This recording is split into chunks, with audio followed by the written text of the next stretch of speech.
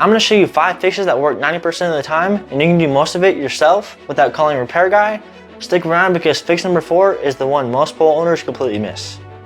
Hey everyone, welcome back to Monaco Pool. I'm here to help you solve your pool problems and keep your family safe around water. If this is your first time here, make sure to hit that subscribe button because we post new pool maintenance and safety tips every week. The number one reason pumps lose prime is because low water level. Your skimmer needs to be at least halfway full of water.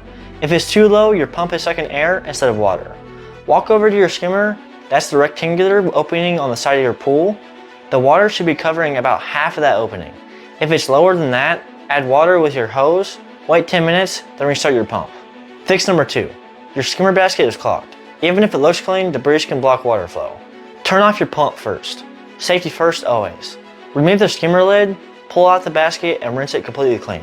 If you need a replacement basket, I've linked some quality options in the description that fit most standard skimmers. Look for any cracks or damage while you're at it. A cracked basket lets air in, which kills your prime.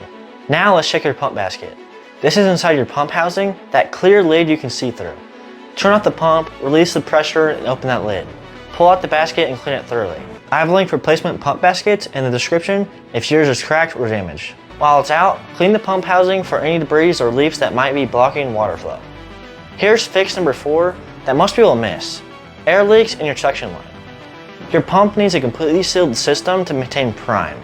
Check every connection between your skimmer and pump. Look for loose fittings, cracked pipes, or worn O-rings. I've linked a complete O-ring replacement kit in the description that covers most pump models. Even a tiny air leak will cause prime loss. The most common spots are where pipes connect to your pump and at the skimmer connection. If none of these worked, you need to manually prime your pump. Turn off the pump, remove the pump lid, and fill the pump housing completely with water using a hose or a bucket. I've linked some helpful priming tools in the description. Replace the lid, making sure the O-ring is seated properly. Turn on the pump and watch. It should catch prime within 30 seconds. If it doesn't, you likely have a bigger air leak that needs professional attention. Pro tip, if your pump keeps losing prime repeatedly, it's usually an air leak somewhere in your suction line.